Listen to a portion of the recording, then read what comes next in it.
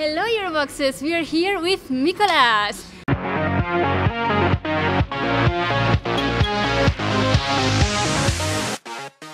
We last saw you in Lisbon, so tell us, how has your life changed in these 2 months? Well, it changed a lot, I would say, for the best. So, thank you, Eurovision. I'm touring a lot right now.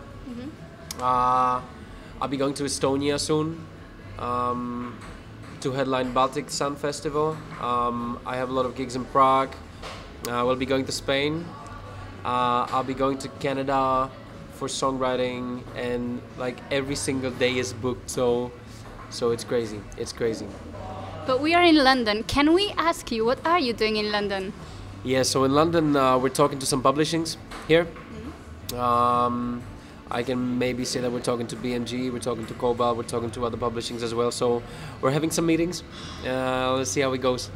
Nice. And you're having fantastic weather, so you're very lucky. I know. Every time I come to London, it's like super sunny. But come on, like this summer is crazy, right? Like this is not normal. So, yeah. And we've heard that you've been performing in Greece in a music award. That's right. How was that experience? That was amazing because first of all I met Eleni, you know, and we got to chat. And then for the actual performance I was invited by Tamta. She's a superstar in Greece, and we did a duet together at the MAD VMA Awards, and that was insane. Like honestly, I can tell you, if you look on my Insta for the meet and greet videos, I mean, that was like the craziest fan experience ever. Even thinking about Eurovision, Greece was still like insane. Imagine there was a storm, it was raining. That's what I was going to say. I saw them. Yeah, that was insane, and people still waited outside.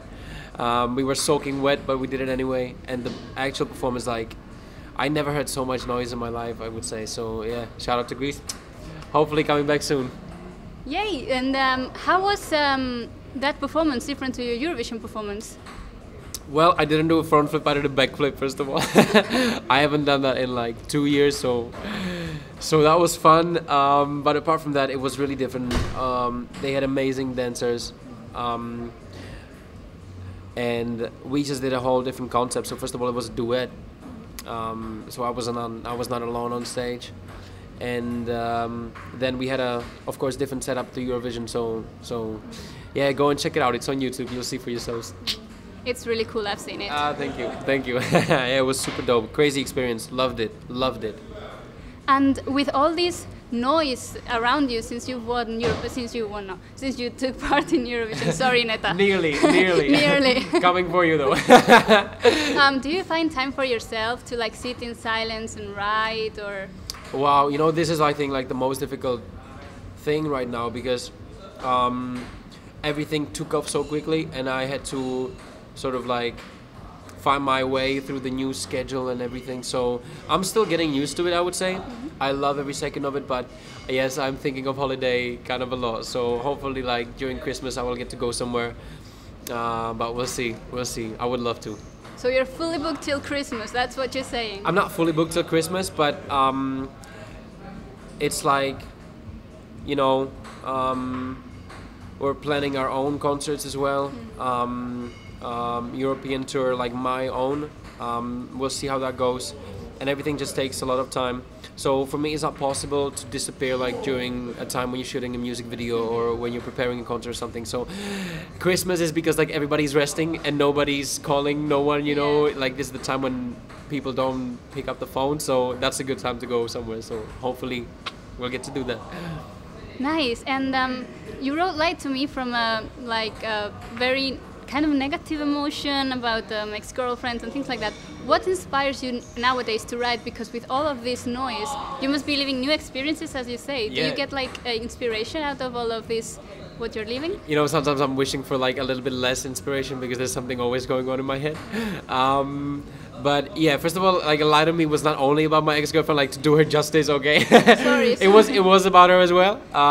But I remember back then I was hanging out with my camera guy Peter and with a Portuguese producer actually at that time, and we all had the same breakup experiences. So I took inspiration also from other places than just my own. But when it comes to the inspiration for the new stuff, you know, ever since I'm 15, I've been like working on projects. I wrote Lie to Me back in 2016, and of course, like, it's been 2 years now. Yeah. You know, it's been like 2 years since I wrote that song, and during that time, I also wrote many, many, many other songs. So, I'm not worried that the next thing won't be any, you know, less successful than Lie to Me. Actually, we're thinking that it's a whole different level. But let's see what the people will say. Let's see what the people will say, because that's important. Nice. So we want to hear your opinion on his new stuff that should be coming soon, I'm guessing. We're planning it like, I think towards the end of summer, maybe mid-September, something like this. I'm really super excited because, you know, I've evolved so much since 2016. Not even myself, but like especially my music, even my production, and now when I think about Lie to Me, it feels like an old thing already. You know, I still like, it was released back in like, it was released before Christmas in 2017, so it's not so long. But still, there's so many new things that I want to share with the people. So let's see how they react to it. And you've obviously, your team has grown bigger and bigger. So has that affected your power of decision when you produce something, when you shoot a video clip, or? Actually, I would say that it's much better now, honestly, for me, because when I signed to Sony, their key point in the contract was that I'm still doing things the way I did it before, because they believe that it's working this way, and I think the same. The only difference is now that I get help whenever I need to, you know? So whenever I'm writing a song or whenever I'm producing a song, I get to work with so many other people that I always wanted to work with. Some really cool people. We'll be writing with a Grammy Award winning guy very soon. So, you know, it just opened a lot of doors, and I'm really thankful for that. So there's no limitation. It's the opposite, actually. You told a few weeks ago in your Instagram that you were working on a Spanish version of Lie to Me. That's right. Can we have the title in Spanish, or is it not? It's still Lie to Me. It's still Lie to Me. Okay. I just got a confirmation about the release date, Oh. which is really cool. It's coming out on the 20th of July. So quite soon. Yeah. So yeah, I mean, a lot of people are waiting for the Spanish version, and hopefully, you know, this information will make them happy. So. Oh, it made me happy. Cool. But one other question, if you can answer, how did you translate into Spanish? Plenty motherfuckers want to eat my spaghetti. Because I know how the literal translation in my Spanish from Spain sounds, but Yeah. I'm really curious. Well, it's honestly, it was muchos motherfuckers or cabrones actually better. Quieren comer mi spaghetti. That's actually quite good. I'm Spanish, by the way, so I'm not judging hard. Thank you. No, but quieren comer mi spaghetti wasn't really sounding good, Yes. so I just left it with muchos motherfuckers wanna eat my spaghetti. It sounds really bad when you say it like this, but in the track it works, okay? I can see it working, Yeah. But everybody was wondering about this line, and then like, I had muchos cabrones quieren comer mi spaghetti, but then it wasn't really like on point, you know, and I'm Yeah. like really picky when it Yeah. comes to words. So, but actually, I didn't necessarily translate everything like from word to word. So there are some new parts as well. So it's not like a copy, it's like a continuation of the track, you know? So let's see. Interesting. Yeah. I'm really looking forward to hear and judge your Spanish now. But please don't be too hard. Yes. Don't be too hard. I had it like, I wrote the lyrics with a friend of mine actually using Google Translator. No way. Yeah, because you know, I couldn't have anybody else writing it for me. I just picked the words that I know that sound good in Spanish, and then of course like Fiesta. Fiesta is not there actually, but yeah, that's a cool word. I like that word. But I wrote it like that, and then I had it checked by 2 native speakers just to make sure that it's all right.